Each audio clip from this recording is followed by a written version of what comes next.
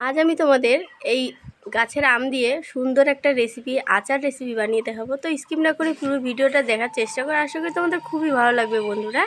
তো দেখো, আমাদের গাছে প্রচুর আম ধরেছে এবার।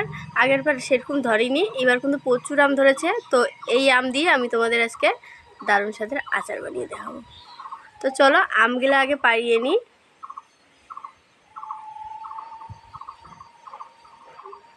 তো আমি এখানে আমগুলা পাড়িয়ে নিয়েছি আর ভালো করে একদম ধুয়ে নিয়েছি, আর ভালো করে ধুয়ে একটা সুতি কাপড় দিয়ে কিন্তু ভালো করে মুছে নিয়েছি। আমি এখন আমগুলা কেটে নেব। তো আমি আমগুলা এখন কেটে নিব। তার আগে আমি এখানে বলে নিই, এখানে আমি 600 গ্রাম আম নিয়েছি। আপনারা বেশি করে যদি বানাতে চান আচারটা, তাহলে বেশি করে আম নেবেন।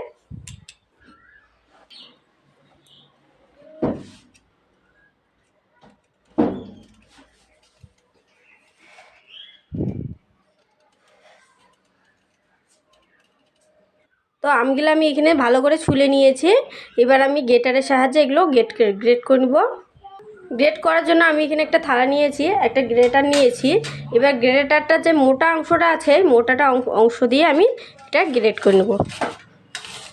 উপর থেকে নিচে নামাবেন, তাহলে এটা লম্বা লম্বা শেপে চলে আসবে। আর বারবার ঘষাঘষি করলে কিন্তু ওগুলো একদম গুঁড়ি গুঁড়ি হয়ে যাবে, সেক্ষেত্রে ভালো হবে না আচারটা।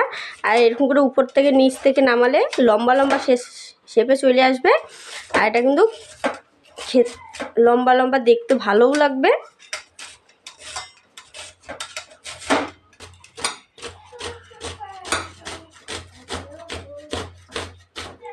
তো আমগুলো আমি গ্রেটারের সাহায্যে গ্রেট করে নিয়েছি। দেখো কত সুন্দর লম্বা লম্বা হয়েছে। এটা কিন্তু এই আচারটা বানানোর পরে এরকমই লম্বা লম্বা থাকবে।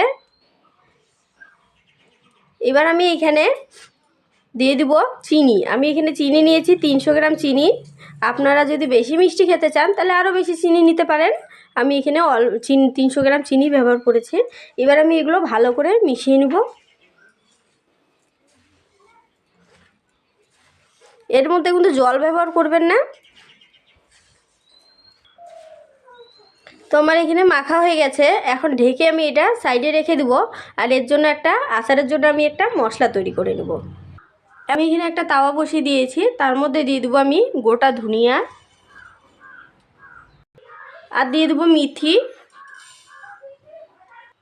দিয়ে দিচ্ছি মৌরি, আর দিয়ে দিচ্ছি গোটা জিরা, দিয়ে দিচ্ছি শুকনো লঙ্কা। এবার আমি এগুলো ভালো করে ভেজে নিব, হালকা আছে ভেজে নিব, একদম হাই আছে ভাজবেন না, পুরা লেগে যাবে। জাস্ট হালকা করে ভেজে নিব এগুলো।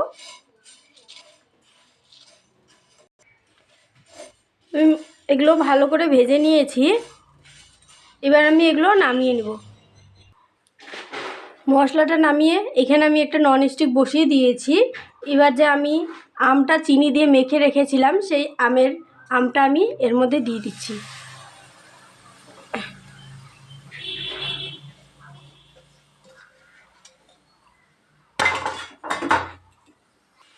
তো আমগুলো আমি ননস্টিকের মধ্যে দিয়ে দিয়েছি।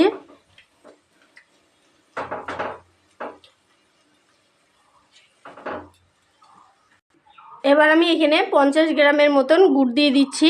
আপনারা চাইলে গুড় দিতেও পারেন, নাও দিতেও পারেন, চিনি দিয়ে করে নিতে পারেন। তো আমি এখানে মশলাটা যে ভেজে রেখেছিলাম, সেই মশলাটা কিন্তু আমি শিলবাটার মধ্যে বেটে নিয়েছি। একদম মিহিন করে কোনো বাটি নিয়ে এটা জাস্ট একবার শিলবাটার নড়ার মধ্যে ঘষা দিয়েছি। তো গুড়টা চিনিটা কিন্তু একদম ভালো করে গলে গেছে এখানে। এবার আমি এখানে দিয়ে দেবো কাশ্মীরি লঙ্কার গুঁড়ো, জাস্ট রং হওয়ার জন্য দিয়ে দিচ্ছি এটা। আর পরিমাণ মতন হলুদ দিয়ে দিচ্ছি আমি। দিয়ে দিচ্ছি স্বাদ মতন লবণ। এবার ভালো করে মিশিয়ে নেব। করে মিশিয়ে নিচ্ছি লঙ্কা আর লবণটা। এবার আমি আস্তে আস্তে করে মিশিয়ে নেব, বেশি জোর ঘাটাঘাটি করব না, কিন্তু ঘাটাঘাটি করলে যে আমগুলো লম্বা লম্বা আছে সেগুলো কিন্তু ভেঙে যেতে পারে। আর এই কাজটা করবেন একদম লো টু মিডিয়ামে রেখে।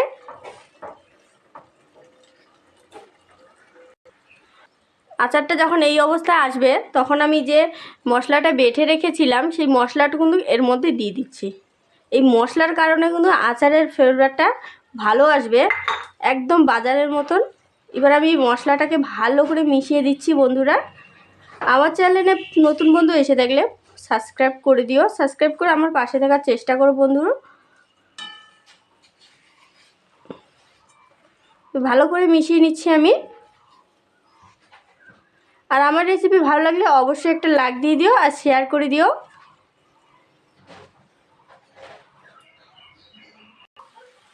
তো আচারটা আমার হয়ে গেছে, এবার আমি নামিয়ে নিব। দেখো কত সুন্দর হয়েছে, আর কালারটাও খুব সুন্দর একটা এসেছে। এবার আমি এটা নামিয়ে নিচ্ছি।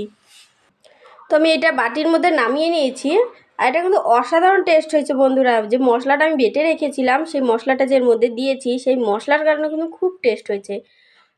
আর এটা কিন্তু খেতেও কিন্তু অসাধারণ। আর বাড়িতে এটা বানিয়ে সারা সারা বছর খেতে পারেন, খুব টেস্ট হয়।